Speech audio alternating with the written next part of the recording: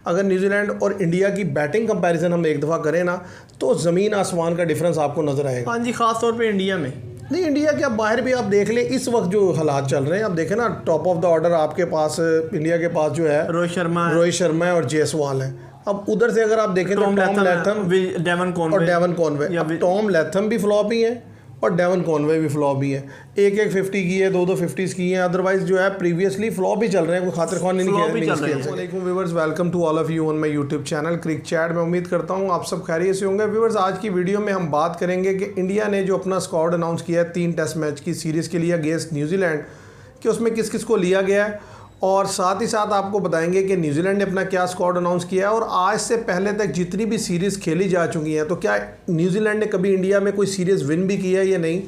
और इसके साथ साथ हम इन दोनों के जो स्क्वाड है उसका कंपैरिजन देंगे। और सबसे बड़ी न्यूज़ जो है वो ये है कि इंडिया ने इस सीरीज़ में अपना जो वाइस कैप्टन है वो बदल दिया है। तो पिछली सीरीज़ में जो इंडिया के वाइस कैप्टन थे वो थे शुभमान गिल, तो अब इस दफ़ा चेंज किया है इंडिया ने, तो वो किसको दी है रिस्पॉन्सिबिलिटी, इस पर भी बात होगी। तो सबसे पहले मैं हमजा से कहूँगा कि वो स्क्वाड शेयर कर दे इंडिया का, कि इंडिया ने क्या स्क्वाड अनाउंस किया, और साथ ही साथ ये भी बताएं कि वाइस कैप्टनसी जो है किसको मिली है। तो सबसे पहले बात कर लें, रोहित शर्मा कैप्टन है, जायसवाल हैं, शुभमान गिल हैं, विराट कोहली हैं, केएल राहुल हैं, सरफराज खान है, ऋषभ पंत है, ध्रुव जुरैल हैं, रविचंद्रन अश्विन है, रविंद्र जडेजा हैं, अक्षर पटेल हैं, कुलदीप यादव हैं, मोहम्मद सिराज हैं और आकाशदीप हैं। और वाइस कैप्टन की बात कर लें तो जसप्रीत बुमराह को उन्होंने दी है वाइस कैप्टनसी इस बार। असल में मेरा ख्याल है कि शायद इसलिए भी रिस्पॉन्सिबिलिटी उनको दी गई है कि जैसे सुनने में आ रहा है कि रोहित शर्मा आगे आने वाले टेस्ट मैचेस में थे, हो सकता है ऑस्ट्रेलिया के खिलाफ पहले टेस्ट मैच के लिए अवेलेबल ना हो, तो फिर शुभमान गिल मुझे नहीं लगता कि उनके अंदर अभी उतनी यानी कि वो सलाहियत है कि वो लीड कर सके इंडिया को इन ऑस्ट्रेलिया। हाँ जी, और वो भी टेस्ट टीम की कैप्टनसी बड़ा मुश्किल होगा और ख़ास तौर पे वो उनके लिए मुश्किल ये भी हो जाएगा कि वो कैप्टनसी कर रहे होंगे तो उनका रन करना मुश्किल हो जाएगा, ज़ाहिर प्रेशर में आ जाएंगे। सबसे बड़ी बात जो है ये। तो अब बात यह है कि इसलिए इंडिया ने ये रियलाइज़ करते हुए जसप्रीत बुमराह को वाइस कैप्टन बनाया है, और ये बिल्कुल ठीक डिसीजन है, क्योंकि बुमराह को अगर आप देखें ना तो प्रीवियस परफॉर्मेंसेज में जब जब उन पे रिलाई किया गया, उन पे कॉन्फिडेंस शो किया, उन्होंने डिलीवर करके दिया, तो इसीलिए उनका वाइस कैप्टन होना बनता है, ताकि अगर रोहित शर्मा मौजूद ना हो तो वो कैप्टनसी करे। और जो शुभमान गिल है वो ऐसे ही है कि उनको रखा ही इसलिए गया था कि जस्ट ग्रूम करने के लिए, ताकि फ्यूचर में जब ऐसी सिचुएशन आए तो फिर उनको मौका दिया जाए और उनको कैप्टनसी दी जाए। अब मैं आपसे कहूँगा कि ज़रा आप जल्दी जल्दी शेयर कर दें कि न्यूजीलैंड ने जो अपना स्क्वाड अनाउंस किया, फिर आके हम इन दोनों का एक कंपैरिजन ड्रॉ कर लें। न्यूजीलैंड की अगर हम बात कर लें तो टॉम लैथम को कैप्टनसी मिली है, क्योंकि जैसा कि टीम सूजी को ड्रॉप किया कैप्टनसी से। टॉम ब्लंडल हैं, माइकल ब्रेसवेल हैं, फर्स्ट टेस्ट के लिए अवेलेबल हैं, मार्क चैपमैन हैं, डेवन कॉनवे हैं, मैट हेनरी हैं, डैरल मिचेल हैं, विलियम रॉडकी हैं, इजाज पटेल हैं, ग्लेन फिलिप्स हैं, रचिन रविंद्रा हैं, मिचेल सेंथनर हैं, बेन सीयर्स हैं, ईश सूडी है, टिम सूथी हैं, केन विलियमसन है और विल यंग है। अच्छा, न्यूजीलैंड का जो स्क्वाड है वो देखने में ऑन पेपर अच्छा लग रहा है, लेकिन जो अगर परफॉर्मेंस वाइज देखा जाए ना तो प्रीवियस कुछ टाइम से इनके लड़के बिल्कुल परफॉर्म करके नहीं दे रहे। और विलियमसन के बारे में यानी कि ये आ रहा है जो न्यूजीलैंड को जो बड़ा बिग ब्लो हुआ है वो ये है कि विलियमसन जो है वो फर्स्ट टेस्ट के लिए तो बिल्कुल अवेलेबल नहीं है, क्योंकि उनको इंजरी है। सेकंड और थर्ड मैच में टेस्ट में पॉसिबिलिटी है कि वो खेलेंगे, तो पहले टेस्ट मैच में तो न्यूजीलैंड की बैटिंग यहीं से वीक होगी। क्योंकि आप देखें, अगर न्यूजीलैंड और इंडिया की बैटिंग कंपैरिजन हम एक दफ़ा करें ना तो ज़मीन आसमान का डिफरेंस आपको नज़र आएगा। हाँ जी, ख़ास तौर पे इंडिया में नहीं, इंडिया के आप बाहर भी आप देख लें, इस वक्त जो हालात चल रहे हैं आप देखें ना, टॉप ऑफ द ऑर्डर आपके पास इंडिया के पास जो है रोहित शर्मा है और जायसवाल है। अब उधर से अगर आप देखें तो Tom Latham, Devon Conway, Tom Latham भी फ्लॉप ही है और डेवन कॉनवे भी फ्लॉप ही है। एक 50 की है, दो 50s की हैं, अदरवाइज जो है प्रीवियसली फ्लॉप ही चल रहे हैं, कोई खातिर ख्वान नहीं खेल सके। इसी तरीके से अगर वन डाउन पे देख लिया जाए तो देखें उनके वन डाउन जो आ रहे हैं, शुभमान गिल नए ज़रूर हैं, कम टेस्ट मैचेस खेले हैं, लेकिन इन फॉर्म प्लेयर है। लास्ट जो मैच हुआ बांग्लादेश के खिलाफ उसमें 100 किया उन्होंने। तो अगर न्यूजीलैंड की तरफ देखा जाए तो जो वन डाउन का प्लेयर है वो केन विलियमसन है और वही अनफिट है, तो उसकी जगह विल यंग खेलेंगे। अच्छा, उसके बाद नंबर 4 के प्लेयर जो हैं न्यूजीलैंड के वो डैरल मिचेल हैं। और इंडिया के जो नंबर 4 के प्लेयर हैं वो विराट कोहली की बेशक फॉर्म नहीं है, लेकिन उन्होंने भी लास्ट में जो बांग्लादेश वाला मैच था उसमें तो रन्स बनाए हैं थोड़े बहुत सेकंड टेस्ट में। और लेकिन उनका और मिचेल का बिल्कुल कोई कंपैरिजन बनता ही नहीं। मिचेल एक तो फ्लॉप भी हैं और वैसे भी यानी कि रिकॉर्ड्स के लिहाज से भी कोई कंपैरिजन नहीं बनता। तो नंबर 4 तक आप देख लें तो ज़ाहिर है वाज़े तौर पर इंडिया जो है हमें लीड करता हुआ नज़र आ रहा है। और नंबर 5 पे अगर आप देखें केएल राहुल हैं, केएल राहुल हैं, तो केएल राहुल के कंपैरिजन में रचिन रविंद्रा अब रचिन रविंद्रा या ग्लेन फिलिप्स, रचिन रविंद्रा को देख लें या ग्लेन फिलिप्स को देख लें, मैं ठीक है, ओके है। मार्क चैपमैन को रखा है पर खिलाएंगे नहीं ज़्यादा चांस है क्योंकि वो डेब्यू है उनका।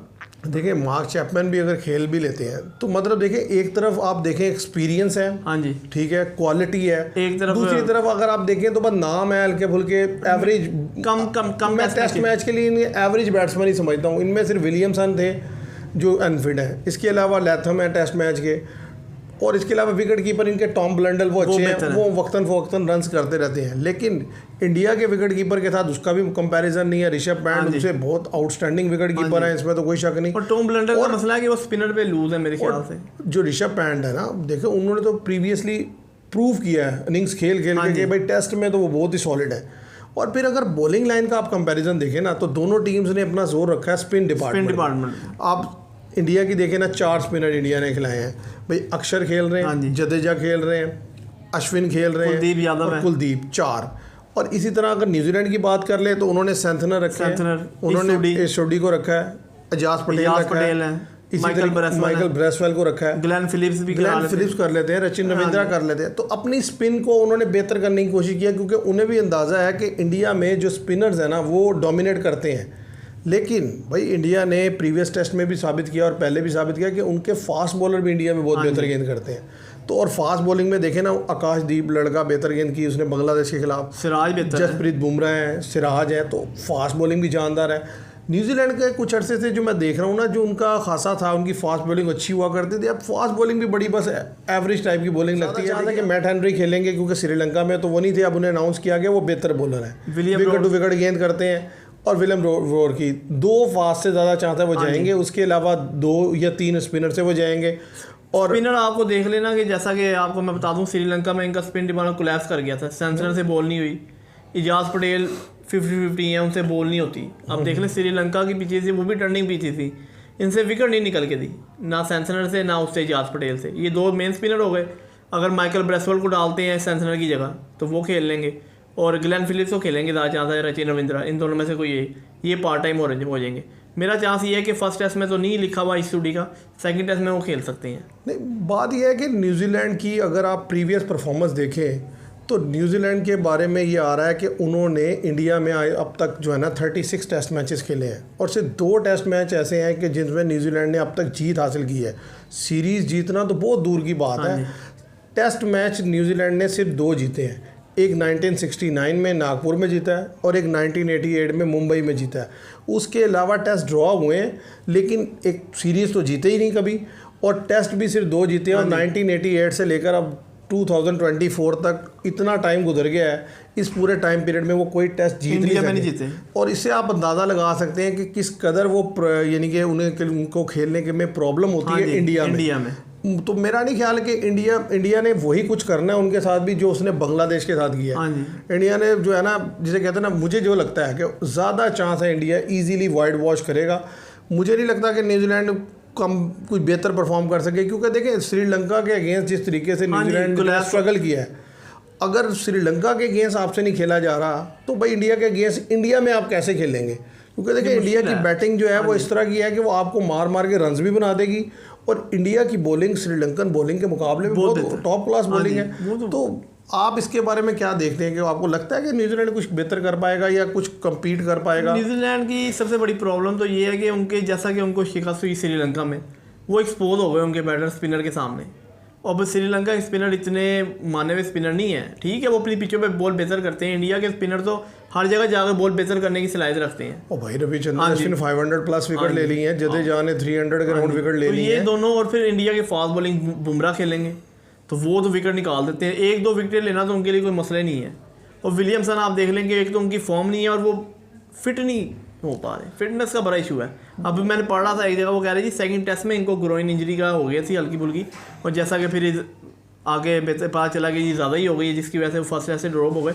और जब वो खेलते हैं इसलिए परफॉर्म नहीं कर पाते कि फिर अनफिट हो जाते हैं और परफॉर्मेंस आ नहीं रही।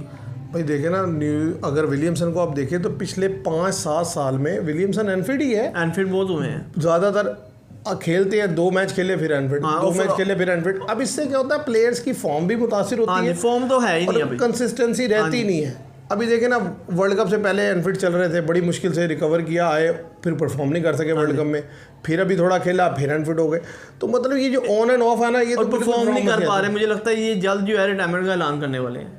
नहीं, अब कर भी देना चाहिए। उसकी वजह ये है कि जब आप फिट ही नहीं हो रहे तो फायदा कोई फिट भी नहीं हो रहे, और जब खेलते हैं तो परफॉर्मेंस नहीं आती, क्योंकि वो आप रेगुलर खेल नहीं पाते। रीज़न मुझे लगता है कि इंडिया ने जो स्क्वाड अनाउंस किया है, इसमें 1 या 2 बैटर जो है उसको होना चाहिए था और चांस मिलना चाहिए था, जो कि इंडिया को हेल्प आउट करता। ऑस्ट्रेलिया में जब वो स्क्वाड अनाउंस करते हैं, जैसे गायकवाद हैं, अजिंका रेहाने हैं, तो या फिर सरफराज खान कोई ज़ाहिर है उनको स्क्वाड में तो शामिल किया है, लेकिन पिछली बार चांस नहीं मिला, तो इस दफ़ा मुझे लगता है वो चांस देंगे। ज़्यादा चांस है। 3 टेस्ट मैचेस हैं, अगर पहले 2 जीत रहे थे इंडिया, तो तीसरे में चांस देंगे इनको, सरफराज खान को। और मैं आपको ये भी बता दूं कि गायकवाद जो, जैसा कि हमने पहले भी डिस्कस किया, कि वो ओपनर है, ओपनिंग में उनको चांस देख सकते हैं। जैसा कि फिर रणजी ट्रॉफी हो रही है, आज भी मैच लगा हुआ था, मुंबई की वो अजिंक्य रहाणे कैप्टन कर रहे हैं, तो अगर जो परफॉर्म करते रहते हैं अजिंक्य रहाणे, अभी काफ़ी टाइम महीना पड़ा हुआ है, तो शायद इनको ऑस्ट्रेलिया के लिए सिलेक्ट कर लें। और एक बात आप जो कर रहे हैं कि भाई गायकवाद ओपनिंग के लिए हैं, तो जैसा कि सुनने में आ रहा है कि शायद पहले टेस्ट के लिए रोहित शर्मा अवेलेबल ना हो, तो फिर ऐसी सिचुएशन में इंडिया को जो ओपनिंग के लिए थोड़ा प्रॉब्लम नहीं होगा, या जो है वो सीधा शुभमान गिल से ओपनिंग करवा लें? शुभमान गिल से जाएंगे, क्योंकि वो ओपनिंग करते नहीं है। लास्ट ईयर जब वो ऑस्ट्रेलिया गए थे, इस टेस्ट के स्क्वाड में उन्होंने जो ट्रैवलिंग रिजर्व में उन्होंने मयंक यादव को रखा है, इससे मुझे तो इंडिकेशन आ रही है, क्योंकि न्यूज़ तो यही है ना कि जो शामी है वो फिट नहीं है, और मुश्किल ही लग रहा है कि वो ऑस्ट्रेलिया के लिए अनाउंस हो, क्योंकि फिटनेस इशू है उनका। तो मयंक यादव को ट्रैवलिंग रिजर्व रखने से एक चीज़ तो मुझे समझ आ रही है कि हो पॉसिबिलिटी है कि शायद इंडिया उसको अनाउंस कर दे ऑस्ट्रेलिया के लिए। हाँ जी, नेट पे प्रैक्टिस करें। जैसे पहले भी उनकी न्यूज़ आई थी कि ये जा सकते हैं, अगर शामी ना हुए तो ये बुमराह सिराज जा सकते हैं। और जैसा कि आप देखें, हर्षित राणा को भी रखा है ट्रैवलिंग रिजर्व में। असल में बात यह है कि देखें, उनको जो विज़न है ना वो बड़ा क्लियर है, उनको पता होता है हमने किस तरीके से प्लेयर्स को लेकर चलना है, इसलिए वो देखें किसी को ट्रैवलिंग रिजर्व में रखते हैं, फिर उसको आहिस्ता आहिस्ता फिर टीम में स्क्वाड में शामिल करते हैं, फिर उसको मौका देते हैं। तो बात यह है कि उन्होंने तो अपना बड़ा ज़बरदस्त स्क्वाड अनाउंस किया, और मैं ये समझता हूँ कि न्यूजीलैंड के साथ बड़ी बुरी होने वाली है, क्योंकि एक तो न्यूजीलैंड वैसे ही डाउन चल रहा है, और इंडिया जिसे कहते हैं ना किलिंग इंस्टिंक्ट रखे हुए इस वक्त है, कि वो तो जिसे जो भी टीम जा रही है उसको वो बहुत ही बुरी तरह मार रहा है। तो अब ऐसी सिचुएशन में आपको क्या लगता है कि ये जो 3 टेस्ट मैच की सीरीज़ होने वाली है, इसमें आपको लगता है कि न्यूजीलैंड कोई टेस्ट मैच जीत सकेगा, या 3-0 ही होंगे? ये पहले टेस्ट के बाद ही पता चलेगा। जैसा कि आप कुछ नहीं कह सकते, वाइट बॉल इंडिया कर सकता है, वाइट बॉल कोई बड़ी बात नहीं है। कि जैसा कि न्यूजीलैंड की श्रीलंका के खिलाफ जो परफॉर्मेंस थी, आप देखेंगे एक इनिंग्स में इनके बेहतर खेल रहे थे, फिर एकदम ही अगले दिन आगे आउट हो गए सारे।